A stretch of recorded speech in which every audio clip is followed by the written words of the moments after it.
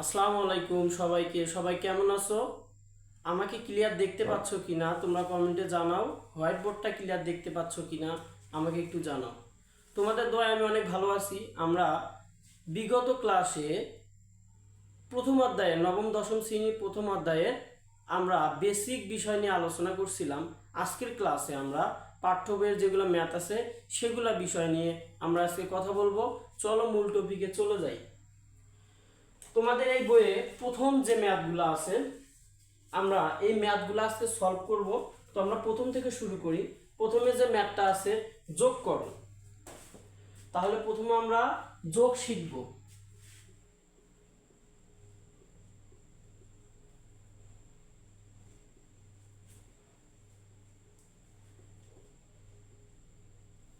প্রথমে আমরা যোগ শিখব। আচ্ছা দেখি আমার ম্যাথে কি দেয়া আছে। ম্যাথে আমার প্রথমে একটা ম্যাথ দেয়া আছে যে 0.45 পৌনঃপুনিক 0.1 পৌনঃপুনিক 4 পৌনঃপুনিক। এটাকে যদি আমি যোগ করতে চাই, তুমি যদি নতুন এই ক্লাসটা দেখো তাহলে হয়তোবা তোমার বুঝতে একটু প্রবলেম হতে পারে। তো আমি এই বিষয়গুলো সহজে বোঝার জন্য দুইটা ক্লাস আপলোড দিয়েছিলাম যেখানে আমি বেসিক কিছু বিষয় নিয়ে কথা বলছি। যদি তুমি স্কিপ করে পরবর্তী যে গত যে আমি ভিডিওগুলো আপলোড করছিলাম সেগুলো যদি তুমি দেখে আসো তাহলে মনে হয় খুব ভালোভাবে বুঝতে পারবা। তো আমি যদি যোগ করতে চাই তাহলে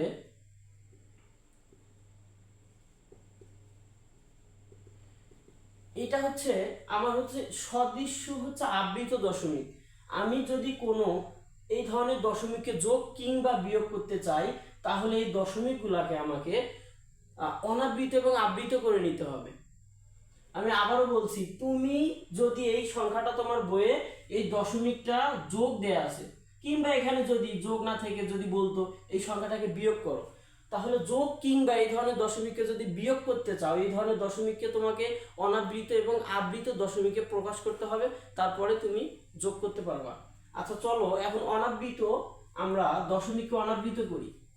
আমি সাইডে বোঝার সুবিধার্থে লিখতে পারি অনাবৃত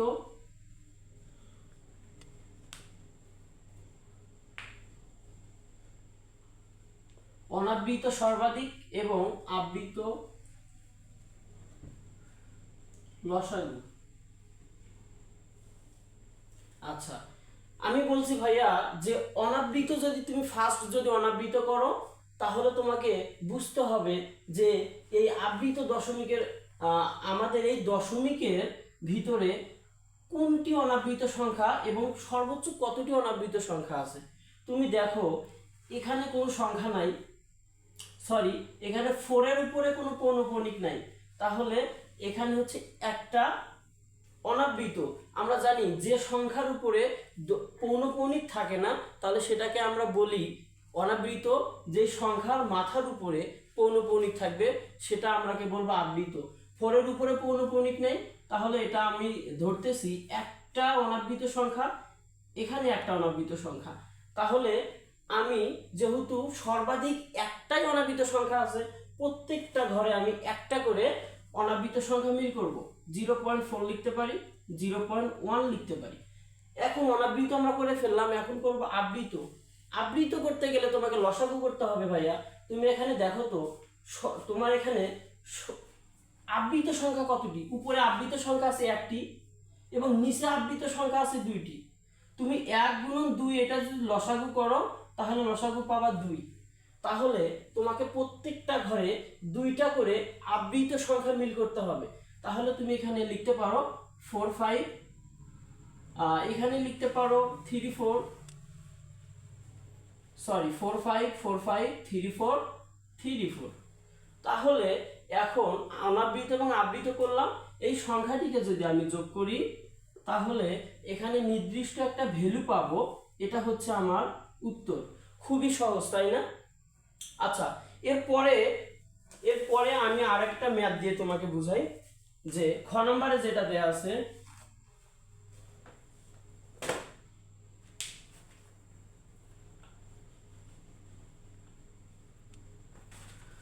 আচ্ছা খ নম্বর একটা দেয়া আছে 2.5 2.05 পৌনঃপুনিক, এটাকে আমি যোগ করব 8.04 পৌনঃপুনিক 7.018। আচ্ছা, এই বিষয়টাকে যদি তুমি যোগ করতে চাও তাহলে তোমাকে প্রথমে অনাবৃত করে নিতে হবে, তারপরে হচ্ছে তোমাকে আবৃত করে নিতে হবে। আচ্ছা, তুমি এখন এটাকে ফার্স্ট টাইম অনাবৃত করবা। আচ্ছা ভাইয়া, তুমি দেখো তো সর্বোচ্চ অনাবৃত সংখ্যা কতটি আছে? এখানে একটি, এখানে একটি, 0 ধরতেছি আর 0 এখানে 1, তাহলে এখানে দেখো একটা সংখ্যাতেও কিন্তু পৌনঃপুনিক নেই। তাহলে আমি এখানে 3টা সংখ্যা আছে অনাবৃত, তাহলে আমি প্রত্যেকটা ঘরে 3টা করে অনাবৃত সংখ্যা লিখব। তাহলে 2.055, এরপরে আমি লিখবো 8.044, এরপরে আমি লিখবো 7.018। আমি অনাবৃত করে ফেললাম। এখন আমি এই দশমিককে আবৃত করব। আবৃত করতে গেলে আমাকে লসাগু করতে হবে। এখানে কয়টা আবৃত সংখ্যা আছে? একটি, এখানে একটি, এখানে কিন্তু একটাও আবৃত সংখ্যা নাই। 1 আর 1 যদি তুমি লসাগু করো তাহলে ঠিকই 1 পাবা। তাহলে প্রত্যেকটা ঘরে আমাকে একটি করে আবৃত সংখ্যা নিতে হবে। তাহলে আমি একটি আবৃত সংখ্যা নিলাম, এখানে একটি আবৃত সংখ্যা নিলাম, এখানে কোনো আবৃত সংখ্যা নাই, সেই জন্য আমি যেরকম ছিল এর অবস্থায় রাখলাম। এটাকে যদি আমি যোগ করি, দেখি কে আগে যোগ করতে পারো। তোমরা এটাকে যোগ করো, দেখি কে আগে যোগ করে কমেন্টে লিখতে পারো।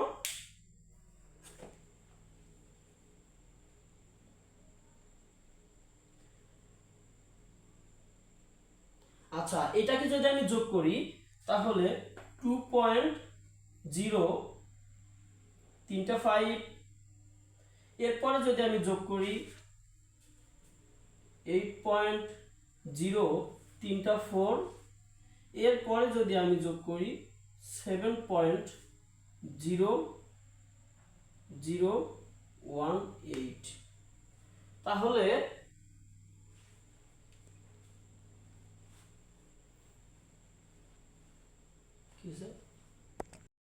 আমি যদি এখন এই ভ্যালুটাকে প্লাস এই তিনটা সংখ্যাকে যদি আমি প্লাস করি তাহলে এই ধরনের একটা ভ্যালু পাবো 17.617। এটাই হচ্ছে উত্তর। খুবই সহজ যদি বুঝতে পারো, খুবই সহজ। যদি বুঝতে না পারো তাহলে তুমি কমেন্ট করো, আমি তোমার কমেন্টগুলো অবশ্যই দেখব। যদি বুঝতে না পারো তোমার সাথে যোগাযোগ করে বোঝানোর চেষ্টা করব। পরবর্তী রিলেটেড যতগুলা ম্যাথ, ও হ্যাঁ, একটা ম্যাথ আছে গ নাম্বার, এইটা তুমি নিজে করবা, যদি চেষ্টা করবা। যদি না পারো তাহলে পরবর্তীতে আমি একটা ক্লাসের মাধ্যমে এগুলো আবার সমাধান করার চেষ্টা করব। আচ্ছা, এবার চলো আমরা বিয়োগের কাজটা দেখে ফেলি। একই রকম, কোনো তফাৎ নাই, একরকম। যোগ কিংবা বিয়োগ একেবারে সিম্পল একটা বিষয়, একেবারেই একরকম, কোনো আলাদা না। তাহলে বিয়োগ,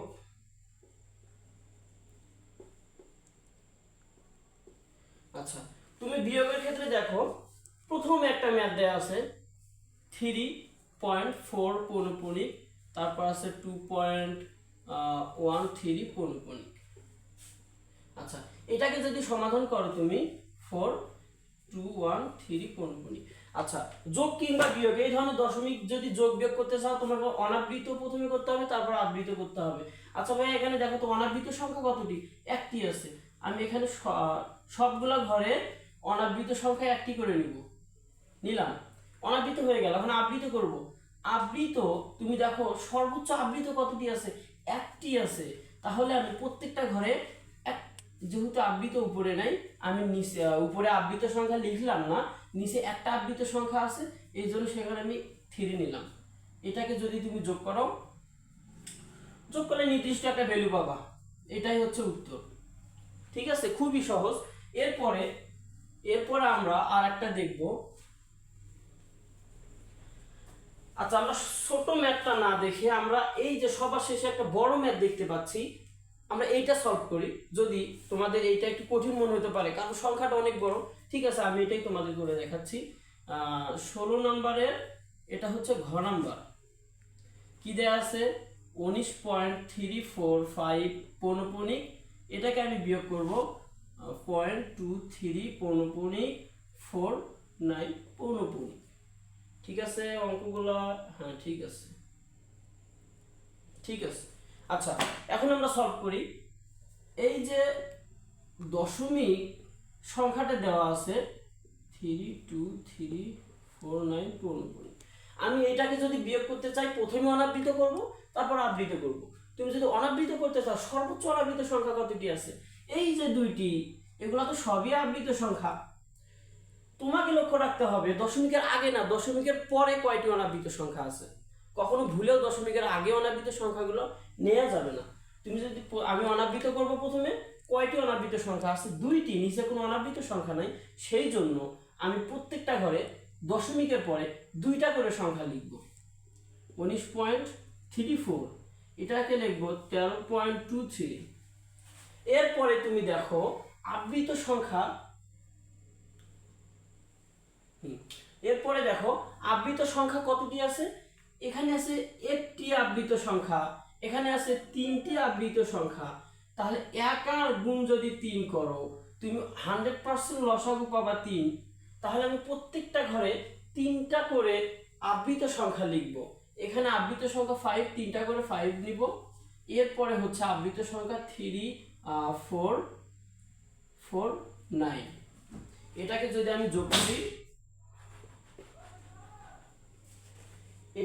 আমি যোগ করি, একটা ভ্যালু পাবো।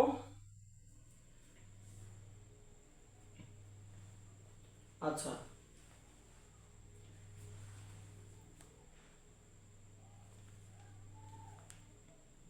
19.3455 বিয়োগ, এটা যেহেতু বিয়োগ এখানে বিয়োগ করবো। এই সংখ্যা থেকে এই সংখ্যা যদি আমি বিয়োগ করি কত পাবো? 0.23349 বিয়োগ করলে আমি পাবো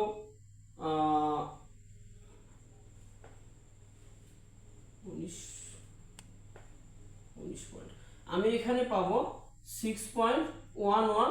এটা হচ্ছে অ্যান্সার, খুবই সহজ। আচ্ছা এবার চলো আমরা একটু গুণ দেখি। যোগ বিয়োগের ক্ষেত্রে আমি একটা জিনিস বলছি যে আবৃত এবং অনাবৃত করতে হবে, কিন্তু ভাইয়া যখন তুমি গুণ এবং ভাগ করতে যাবা তখন তোমাকে ভগ্নাংশ করে নিতে হবে। যোগ বিয়োগের ক্ষেত্রে কি? যোগ প্লাস বিয়োগ, এই দুইটা করতে গেলে তোমাকে কি করতে হবে? আবৃত অনাবৃত করতে হবে, আবৃত অনাবৃত। কিন্তু যখন তুমি গুণ করতে যাবা, গুণ প্লাস ভাগ করতে যাবা, তখন কিন্তু আর এই জিনিসটা করা যাবে না। তখন তোমাকে করতে হবে এই যে দশমিক সংখ্যাগুলো দেওয়া থাকবে এটাকে তোমাকে ভগ্নাংশে প্রকাশ করতে হবে। মনে হয় বুঝাইতে পারছি? চলো এবার ম্যাথ দিয়ে তোমাকে বোঝানোর চেষ্টা করি। আচ্ছা তোমাদের বইয়ে গুণের ক্ষেত্রে দেখো, আচ্ছা প্রথমটা দিয়ে আমি তোমাকে বুঝাই। 17 নম্বর ক নম্বরে দেয়া আছে গুণ করো। আচ্ছা প্রথমে দেয়া আছে 0.3 পৌনপুণিক গুণন পৌনপুণিক। এটা তোমাকে ভগ্নাংশে পরিণত করতে হবে।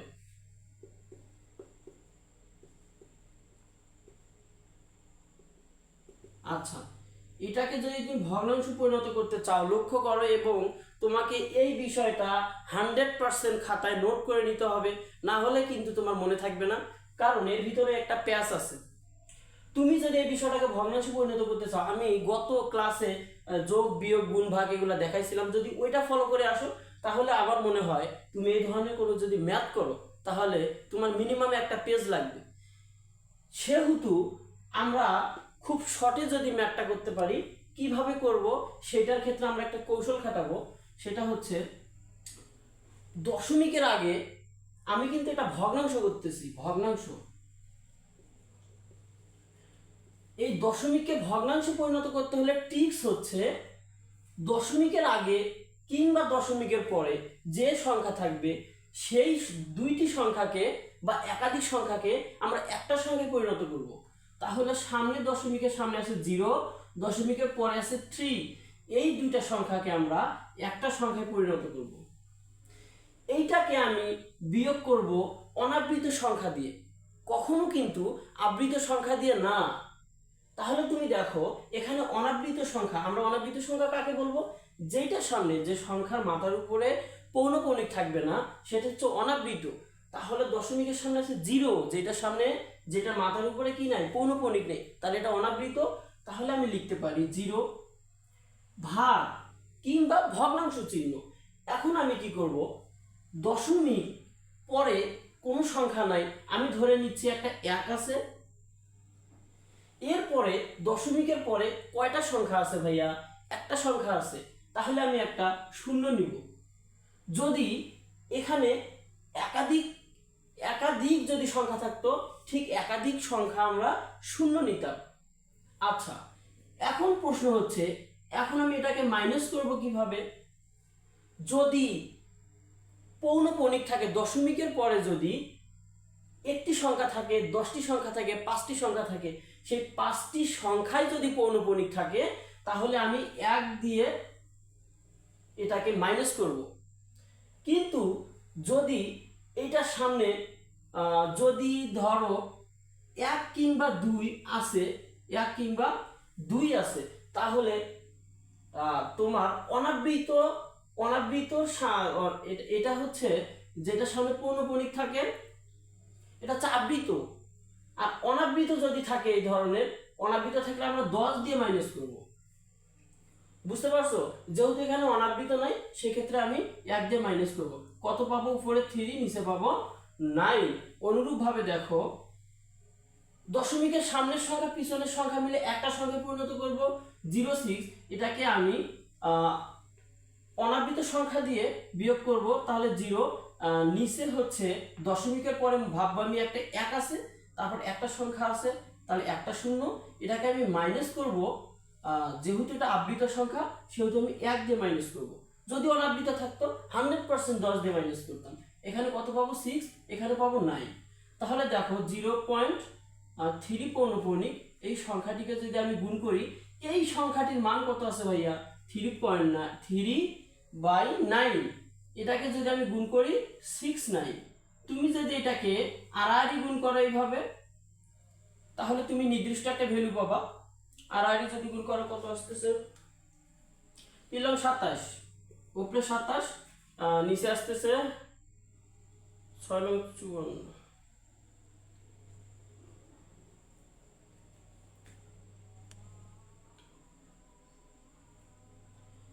ওকে, উপরে কত আসতেছে?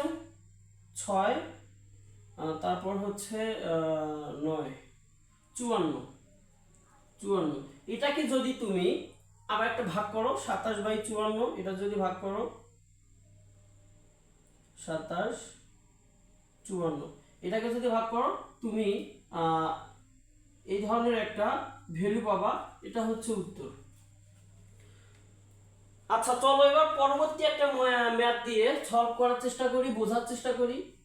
তুমি একটু মনোযোগ দিয়ে চেষ্টা করো ভাইয়া বোঝার, তাহলে তুমি বুঝতে পারবা।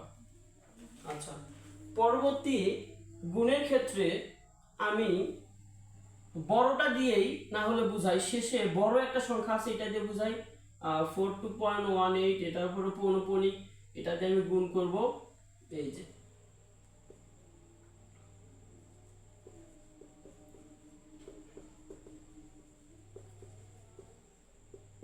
আচ্ছা, তাহলে আমি যদি কোনো দশমিককে যদি গুণে রূপান্তর করতে চাই, আমাকে এটাকে ভগ্নাংশে পরিণত করতে হবে। ভগ্নাংশে যখন তুমি পরিণত করবা, টিক্স হচ্ছে দশমিকের আগের সংখ্যা পরের সংখ্যা মিলে একটা সংখ্যা করব। আগের সংখ্যা 42, পরের সংখ্যা 18। এটাকে আমি কি করব? অনাবৃত সংখ্যা দিয়ে ভাগ করব। দশমিকের আগে অনাবৃত সংখ্যা 42 -42। এরপরে হচ্ছে দশমিকের পরে আমি ভাববো একটা 1 আছে, সেই 1 লিখলাম। দশমিকের পরে কয়টা সংখ্যা আছে? 2টা সংখ্যা, আমি 2টা শূন্য নিব। এরপর আমি বিয়োগ করব।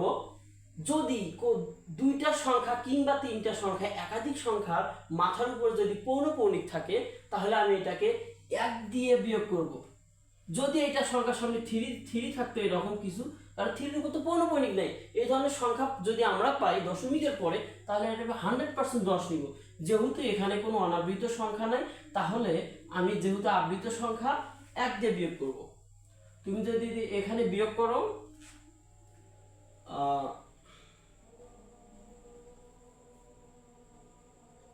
যদি বিয়োগ করো 42 18, তাহলে এটা এরকম পাচ্ছি 41 76, নিচে কত পাবা ভাইয়া? নিচে পাবা 99। অনুরূপ ভাবে এটা যদি করতে চাও, আমরা দশমিকের আগের সংখ্যা পরের সংখ্যা ফিক্সড একটা সংখ্যা করব।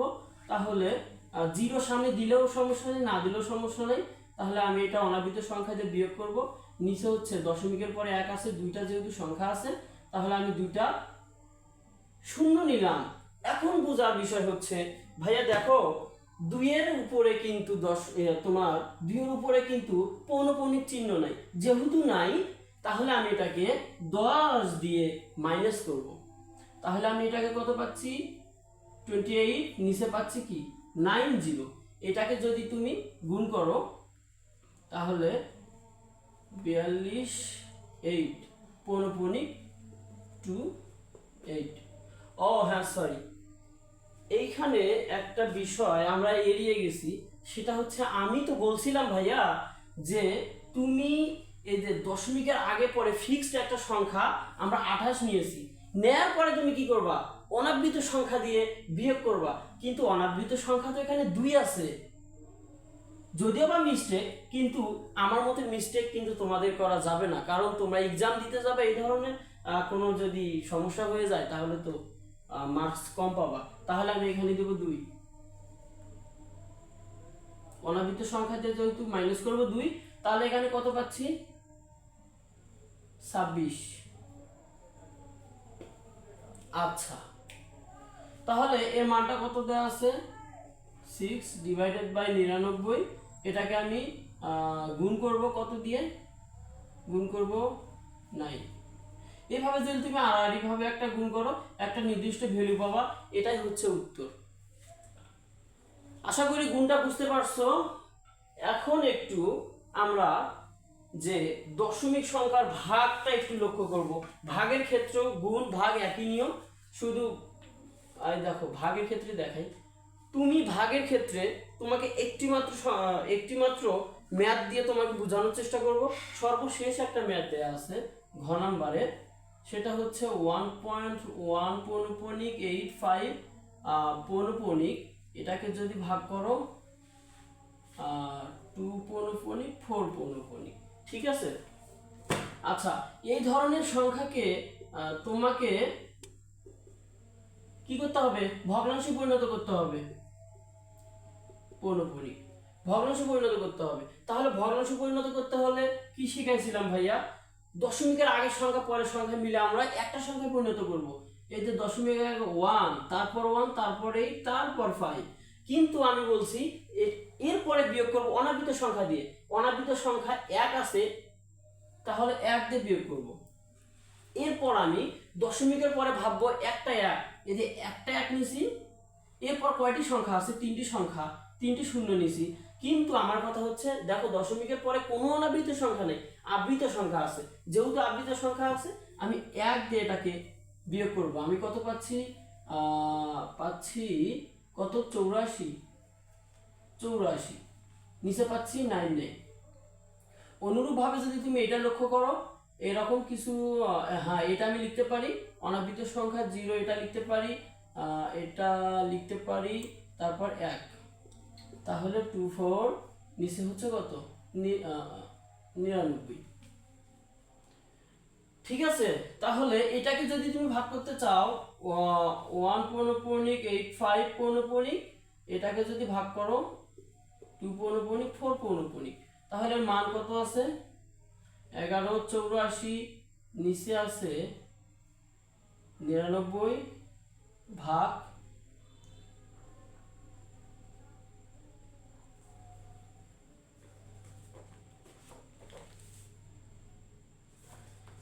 এই যে আমাদের এখানে একটা লিখতে ভুল ছিল ভাইয়া, এই জন্য একটা প্রবলেম হয়েছে যে ম্যাথে 2 উপরে হচ্ছে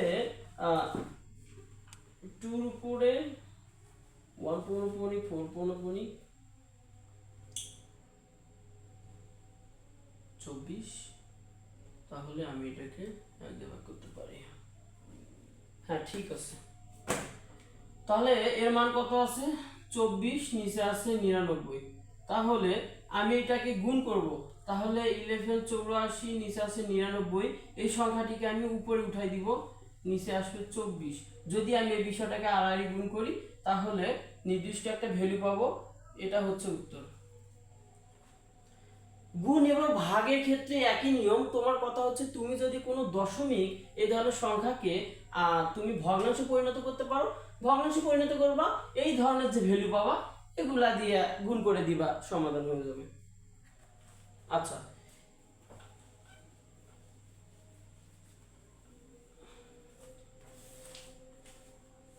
এরপর যেই ম্যাথটা, এই ম্যাথটা হচ্ছে তোমাকে বুঝতে হবে, না বুঝলে তুমি এই অধ্যায় থেকে 1 মার্কস তুমি এমসিকিউ থেকে বিরত থাকবা। আমি লিখে দিচ্ছি, এই অধ্যায় থেকে যদি শুধুমাত্র একটা নৈবেত্তিক আসে তাহলে এই বিষয়টা থেকে নৈবেত্তিক আসবে। যদি তুমি এই বিষয়টা না বোঝো তাহলে ভাইয়া তুমি 1 মার্কস থেকে বিরত থাকলা। তুমি এখানে দেখো নিচের কোন সংখ্যাগুলো মূলত এবং অমূলত সেটা দেখাইতে বলছে। এখানে বেশ কিছু সংখ্যা দেয়া আছে, আমি বলতে পারি 0.4 পৌনঃপুনিক। একেবারে কোনো ম্যাথ করতে হবে না, যদি তুমি এটা বোঝো, আমার মুখের কথাগুলো বুঝতে পারো, তাহলে তোমার ম্যাথ করার প্রয়োজন নাই। তুমি দেখবার বলবা এটা মূলত কিংবা অমূলত। ট্রিক্স হচ্ছে যদি কোনো সংখ্যার উপরে পৌনঃপুনিক থাকে সেটা হচ্ছে অমূলত সংখ্যা। যেটার উপরে রুট থাকে, এরকম 3 থাকতে পারে, 5 থাকতে পারে, এই ধরনের যদি রুট থাকে এটা হচ্ছে অমূলত। আবার যেটা শুধুমাত্র একটা সংখ্যা থাকবে, পৌনঃপুনিক থাকবে না, রুট থাকবে না, সেটাই হচ্ছে মূলত। কোথাও কোনো বইয়ে পাবা না, এটা হচ্ছে ট্রিক্স। এগুলা হচ্ছে তোমাকে মাথায় রাখতে হবে। যদি তুমি এগুলো মাথায় রাখো কোনো ধরনের অঙ্ক করতে হবে না। এখানে লেখা আছে ভাইয়া তুমি কি ওই 1 পৃষ্ঠা ধরে এটাকে ভগ্নাংশ করবা, আবার গুণ করবা, ভাগ করবা, এটার পরে কি তুমি বুঝবা যে এটা মূলত কি অমূলত? না, দরকার নাই। ট্রিক্স, তুমি যেহেতু এটা এমসিকিউ আসবে, তুমি ট্রিক্স ফলো করবা, খুব তাড়াতাড়ি বুঝতে পারবা মূলত কিংবা অমূলত। কি বলছি, কোনো সংখ্যার সামনে যদি এই ধরনের পৌনঃপুনিক থাকে 100% অমূলত। যদি রুট থাকে 100% অমূলত। সেটা √2 হতে পারে, 5 হতে পারে, 7 হতে পারে, 10 হতে পারে, 11 হতে পারে, এভরিথিং, যে কোনো নাম্বার হতে পারে। যে কোনো সংখ্যার মাথার উপরে যদি রুট থাকে 100% অমূলত। যদি পৌনঃপুনিক থাকে 100% অমূলত। যদি এরকম কোনো পৌনঃপুনিক এবং রুট না থাকে 100% মূলত। তোমাকে আমি দেখাই, দেখো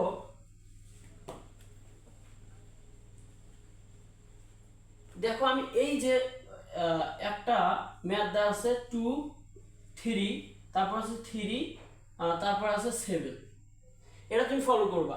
তুমি দেখো এই যে 2, আমার কোনো ম্যাথ করার প্রয়োজন নেই, 2 এখানে নাই, রুট নাই, হচ্ছে পৌনঃপুনিক। কোনো সংখ্যার ভিতরে দেখো তো কোনো রুট পৌনঃপুনিক আছে? যেহেতু নাই, আমি কোনো ম্যাথ করব না, আমি এটা বলতেছি মূলত। কেউ ঠেকাতে পারবে না, তুমি 1 মার্কস পেয়ে গেছো। যদি এগুলো সংখ্যার যদি কোনোটার উপরে পৌনঃপুনিক থাকতো কিংবা রুট থাকতো, আমি তখন মূলত বলতাম না, অমূলত বলতাম। আমি যদি তোমাকে আরেকটা বিষয় দিয়ে যদি লক্ষ্য করো তুমি যে √11 আছে, যেহেতু এই 11-এর উপরে রুট আছে, আমি কারো কথা শুনবো না, আমি লিখে দিয়ে আসবো এটা হচ্ছে অমূলত। কারণ আমি ভাইয়া বলছি যে রুট কিংবা পৌনঃপুনিক থাকলে এটা কি, রুট পৌনঃপুনিক থাকলে অমূলত, আর যদি রুট পৌনঃপুনিক না থাকে মূলত। তাহলে এই যে একটা নৈবেত্তিক তুমি পেয়ে গেলা, 100% মূলত কিংবা অমূলত একটা নৈবেত্তিক আসবেই। এবং তুমি এইভাবে যদি আমার কথাগুলো বুঝতে পারো তাহলে তুমি লিখে রাখো, তোমার এসএসসি বোর্ড ফাইনাল পরীক্ষায় তুমি 1 মার্কস পাইছো ভাইয়ার সোহেল ম্যাথ সলিউশন ক্লাসটা দেখার পরে। আচ্ছা, এরপর যদি তোমাকে আমি আরেকটা বিষয় দেখাই,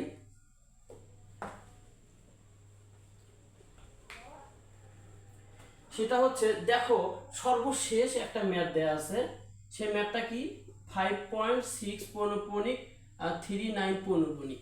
এখানে বলছে যে এটা মূলত না অমূলত, মূলত না অমূলত।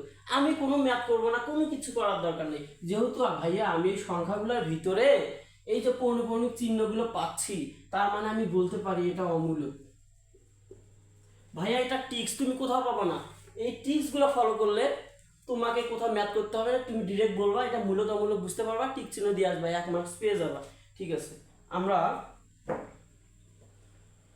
আমরা এই ক্লাসে কি কি শিখলাম? যোগ শিখলাম, বিয়োগ শিখলাম, গুণ শিখলাম, ভাগ শিখলাম। তো আজকে এই পর্যন্তই। আমরা এই অধ্যায়ের বাস্তব সংখ্যা এই অধ্যায়ের পরবর্তী ক্লাসে আমরা যে বিষয়গুলো জানলাম, পড়লাম, ম্যাথ সলভ সলিউশন করলাম, পরবর্তীতে আমরা বোর্ডের সৃজনশীলগুলো ফলো করব, যাতে আমাদের সর্বশেষ বোর্ডে পরীক্ষার উপযোগীমূলক যে সৃজনশীলগুলো পড়লে আমাদের জন্য উপকার হবে, সেগুলাই আমি ট্রাই করব তোমাদের সামনে উপস্থাপন করার জন্য। পরবর্তী ক্লাস পর্যন্ত ভালো থাকো, সুস্থ থাকো, সবার জন্য সুস্বাস্থ্য কামনা করছি। আসসালামু আলাইকুম।